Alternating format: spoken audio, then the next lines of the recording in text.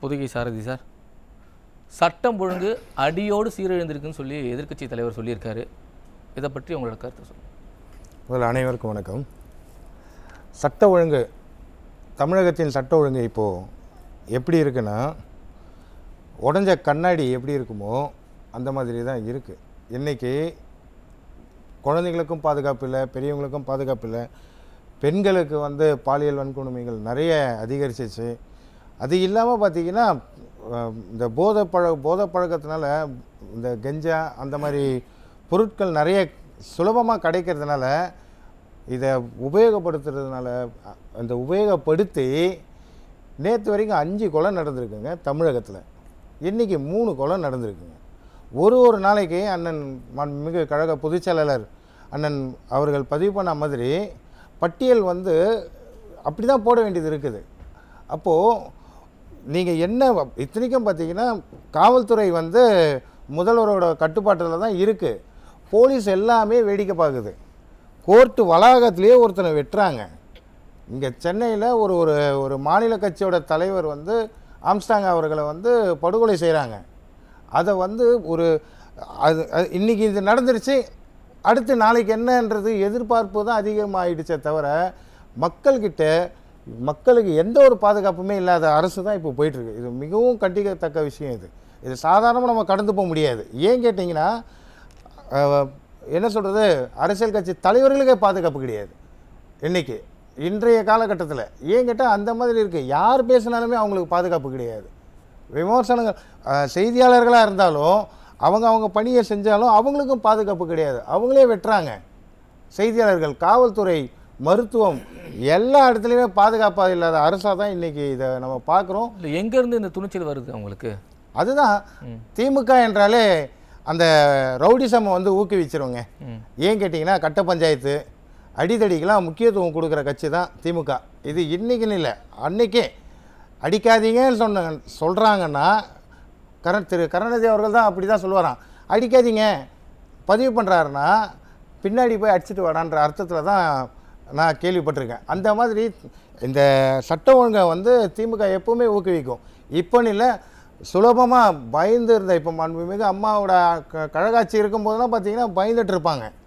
ரவுடிகளாம் இருக்கிற இடமே தெரியாது. அது அடித்து ஒடிச்சிருவாங்கன்ற ஒரு பயம் இருக்கும். ஆனால் திமுக வந்தால் அதை எல்லாமே கட்டழுத்து விட்ட மாதிரி அவனுக்கு ஒரு தைரியம் வந்துடும். யார் என்ன பண்ணாலும் நம்ம கேட்க போகிறதில்ல, திமுக தானே நம்ம பார்த்து. அதான் தலைமை இதெல்லாம் கண்டிக்காதான்னு கேட்க. தலைமையே சரியில்லையேங்க. தலைமை தானே ரவுடிசமே ஊக்குவிக்குது. ஒரு அண்ணா யூனிவர்சிட்டியில் ஒரு கேம்பஸ் உள்ள ஒரு சம்பவம் நடக்குதுங்க. ஆனால் அவன் பாருங்கள், திமுகவோட மா சுப்பிரமணியம் அவர் கூட நின்று ஃபோட்டோ எடுத்துகிட்டு அவன் வீட்டில் இவரு உட்காந்து பிரியாணி சாப்பிட்டுட்டு அந்த மாதிரி இருக்கும்போது அவனுக்குலாம் சர்வசாதாரணமாக அந்த ஒரு பயம்ன்றதே இருக்காது. ஏன் கேட்டால் அமைச்சரே இருக்கார், பார்த்துக்கலாம், பின்னாடி இவ்வளோ பெரிய பின்பலம் இப்படி இருக்குது. அதனால் நம்மளை என்ன பண்ண போகிறாங்க? திமுகவில் குற்றச்செயல் செய்கிறவங்களாம் அவங்க திமுகவில் இருக்கிறவங்க, அதனால் லைசன்ஸா? அப்போது லைசன்ஸுன்னு சொல்கிறத விட ஆமாம், நீங்கள் லைசன்ஸுன்னு சொல்கிறத விட அது எப்படி சொல்லணும்னா, நான் பார்த்துக்கிறேன் ஏங்க, ஒரு இடத்துல ஒரு ஹோட்டலில் போய் ஒரு திமுககாரன் சாப்பிட்றான். அவன் காசு கேட்குறான், சாப்பிட்டதுக்கு காசு கேட்குறான். இது நடந்ததா இல்லையா? காசு கேட்குறான், தரலன்னு அவனை அடிக்கிறாங்க. அடித்த உடனே மறுநாள் இவர் இன்றைய திமுக என்ன சொல்கிறது முதலமைச்சர் போயிட்டு பார்க்குறாரு. அப்போ அவனுக்கு என்ன பயம் இருக்கும் சொல்லுங்கள்? இதுதாங்க திமுக வந்தாலே சட்ட ஒழுங்கும் சந்தி சிரிக்குங்க. நீங்கள் ஒரு அம்மா அசோக் நகரில் ஏதோ ஒரு இடத்துல ஒரு வயதான மூதாட்டி ஒரு போஸ்டரை பார்த்து காலனியை தூக்கி அடித்ததை நம்ம பார்த்தோம். அப்போது எந்த அளவுக்கு அந்த அம்மாவை போலீஸ் தேடி இருக்கு, அந்த அளவுக்கு மக்கள் பாதிக்கப்பட்டிருக்காங்க. இங்கன்னு இல்லை, தமிழகம் ஃபுல்லாக. தமிழகத்தில் நீங்கள் எங்கே சுற்றுப்பயணம் பண்ணாலும் பாதுகாப்பு இல்லை. பெண்களுக்கும் சரி, இன்றைய இளைஞர்களுக்கும் சரி, சர்வசாதாரணமாக கத்தி வச்சு சம்பவங்கள் நடக்குது. அதெல்லாம் தனிப்பட்ட காரணத்துக்காக நடக்குது அது அப்படின்னு சொல்கிறாரு. அதை எப்படி பார்க்குறீங்க? அப்போ உங்களுக்கு திறமை இல்லைன்னு அர்த்தம். நீங்கள் என்ன தெரியுங்களா பண்ணணும்? நீங்கள் தாங்க என்ன சொல்கிறது, சட்டத்தை நீங்கள் தாங்க கையில் வச்சுருக்கீங்க. நீங்கள் தான் காவல்துறை உங்கள் கண்ட்ரோலில் வச்சுருக்கீங்க. நீங்கள் என்ன பண்ணணும் தெரியுங்களா? இது தனிப்பட்ட முறையில் நடக்குதுன்றதுக்கு அப்புறம் நீ எதுக்கு முதலமைச்சராக இருக்க அந்த பதவிக்கு? அப்போ உங்களுக்கு அந்த பதவிக்கே நீங்கள் அருகதை இல்லாதவராகிறீங்களே. எனக்கு பாதுகாப்பு ஒரு தனிப்பட்ட நபருக்கு பாதுகாப்பு கொடுக்க முடியலங்க உங்களால். அப்புறம் எப்படி நீங்கள் ஒரு முதல்வராக இருப்பீங்க? இந்த தமிழகத்தில் தமிழகம் வந்தாரை வாழ வைக்கும் தமிழகம்னு போய் அங்கே போனால் எதனா ஆயிடுமோன்ற ஒரு பயம் வந்துருச்சு. அப்புறம் எதுக்கு ராஜினாமா பண்ணிட்டு போங்க? எதுக்கு நீங்கள் இப்போ முதல்வராக இருக்கீங்க? இந்த வார்த்தை சொல்கிறதுக்கா? இந்த பாதுகாப்பு உங்களால் தர முடியலையே, அப்புறம் எப்படிங்க? ஒரு அலுவலகத்தில் உள்ளே பூந்து வெட்டுறாங்க, மருத்துவமனையில் கத்தியில் குத்துறாங்க, காவல் நிலையத்தில் காவலர்களை இல்லை திரும்ப திரும்ப இந்த குற்றச்சம்பவங்கள் நடந்துக்கிட்டு இருக்கே, இது ஏன் தடுக்க அவங்க தவறுறாங்கன்னு கேட்குறேன். தடுக்க தவறுறாங்கன்னா அவங்களோட பின்பலமே அதுதாங்க. அண்ணன் எடப்பாடியாராக தான் இதான் கேட்குறாரு. நீங்கள் குற்ற சம்பவங்கள் வருமுன் காப்பது தான் புத்திசாலித்தனம். நீங்கள் வருமுன் காக்க போகிறதும் கிடையாது. நடந்ததுக்கப்புறம் நீங்கள் போய் அங்கே பண்ணுறதுல என்ன இருக்குது, அர்த்தம் இருக்குது? இதுதான் திமுக. ஏன் கேட்டால் ஊக்குவிக்கும், வேறு எதுவுமே பண்ணாது.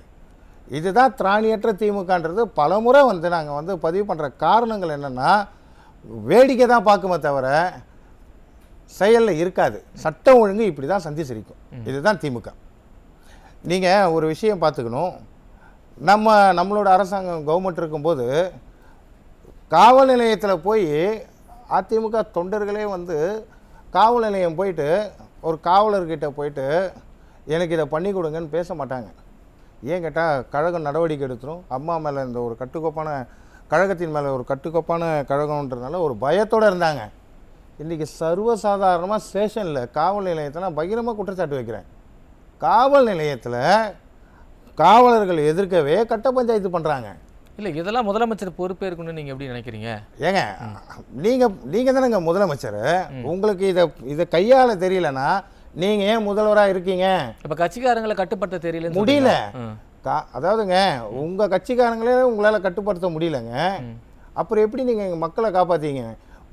ஒரு ஒரு ஒரு ஒரு ஒரு 2 நாளைக்கு முன்னாடி ஒரு கார் உள்ள ஒரு சம்பவம் பார்த்தோம்.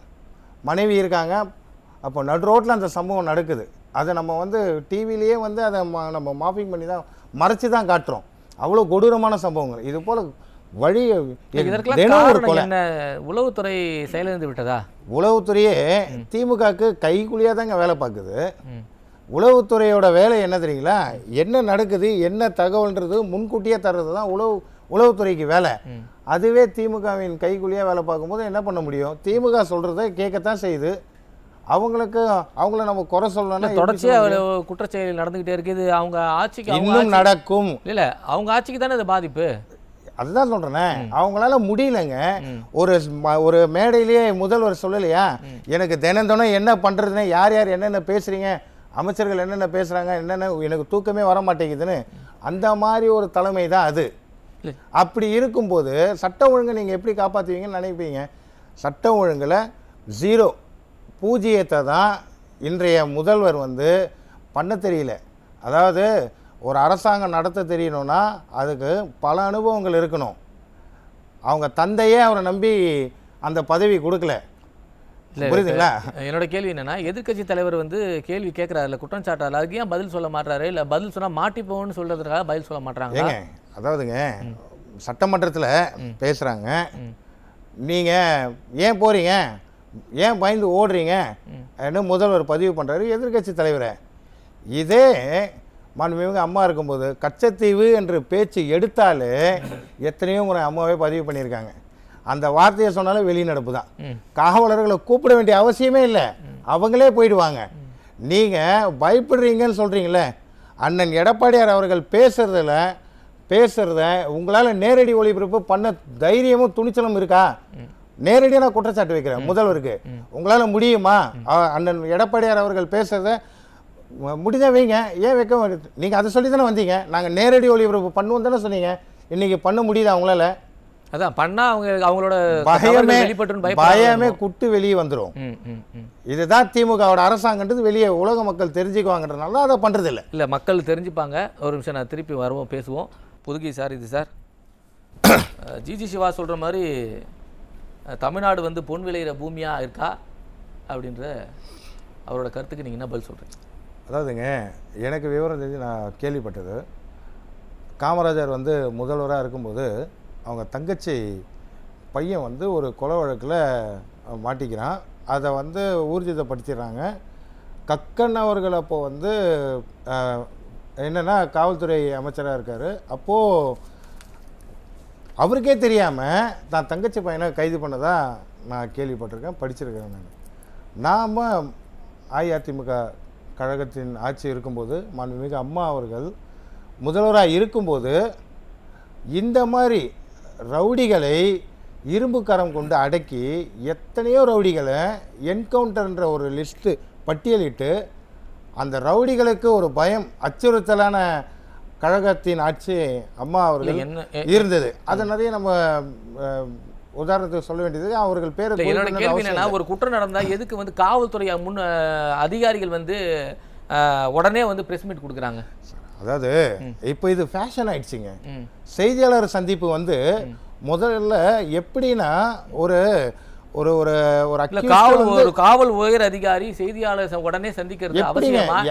ஏங்க முதல்ல அவங்களுக்கு யாரு அவங்களுக்கு அதுக்கு யாரை காப்பாற்றுறதுக்காக இவங்க வந்து வந்து அததான் தன்னோட இந்த திமுகவுடைய ஆட்சியை காப்பாத்துறதுக்கு செய்தியாளர் சந்திப்பு நடத்துறாங்க.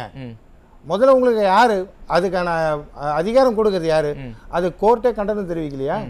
எப்படி உங்களுக்கு அதிகாரம்? அவர் கொள்ள வழக்குல பாத்தீங்கன்னா கமிஷனர் மாற்றப்பட்டாரு.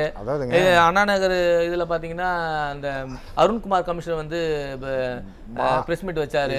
இந்த காணாத்தூர்ல இந்த வாகனத்தை துரத்திட்டு போனவங்களுக்கு உடனே பிரஸ் மீட் டிசி வந்து பிரஸ் மீட் கொடுக்குறாரு. அதுதாங்க. இந்த பக்கம் கள்ளக்குறிச்சியில பாத்தீங்கன்னா அவர் மாவட்ட ஆட்சியர் வந்து பிரஸ் மீட் கொடுக்குறாரு. அதுதான் இந்த செய்தியாளர்கள் சந்திப்பை ஏன் நடத்துறாங்க அதிகாரிகள்னா, திமுகவை நீங்க கை காட்டிடக்கூடாது, நாங்க பிடிச்சிட்டோன்றத நீ சொல்லியான்னு மறைமுகமா நாங்க பிடிச்சிட்டோம் பாரு, அக்யூஸ்ட் இவன் தான், இவனை பிடிச்சிட்டோன்றது செய்தியாளர் சந்திப்பு நடத்துன்றது மறைமுகமா. இல்ல முதற்கட்ட விசாரணை முடியாம இவங்களே எப்படி முன்மூடிக்கு? அதுதான் இப்ப நீங்க தான் தெளிவா சொல்லிட்டீங்களா. முதற்கட்ட விசாரணையே நடக்காம எத்தனை அருண் சொல்லலையா, அதுக்கு உயர்நீதிமன்றம் கண்டனம் தெரிவிக்கலையா உயர்நீதிமன்றம்? இதை வந்து எப்படின்னா பின்பலத்தில் இருக்கிற எங்க சட்டமன்றத்திலேயே இதே திமுக போன தடவை எதிர்கட்சியாக இருக்கும்போது அண்ணன் சபாநாயகர் அவர்களை இழுத்து அடிக்கலையா? அப்போ இவர்கள் வழியில் வரவங்க எப்படிங்க இருப்பாங்க? இதே குற்ற செயல் தானே செய்வாங்க. அப்போது அவங்களுக்கு என்ன ஒரு தைரியம்னா, நம்மளோட திமுகவுடைய ஆட்சி இருக்குது, நாம் செஞ்சால் நம்ம அமைச்சர்களே அப்படி தானே, முன்னாள் அமைச்சர்களே இன்னாள் அமைச்சர்களே அப்படி தானே, நாம் செய்யலாம் என்ற ஒரு துணிவு அவங்களுக்கு வருது. அதை காவல்துறையும் வந்து கை கட்டி வேடிக்கை தான் பார்க்க செய்யுது. புரியுது. தமிழக காவல்துறை செயலற்று இருக்குன்னு சொல்ல வரீங்க? 100% செயலற்று இல்லை, செயல் இழந்தே போச்சு. Okay okay okay.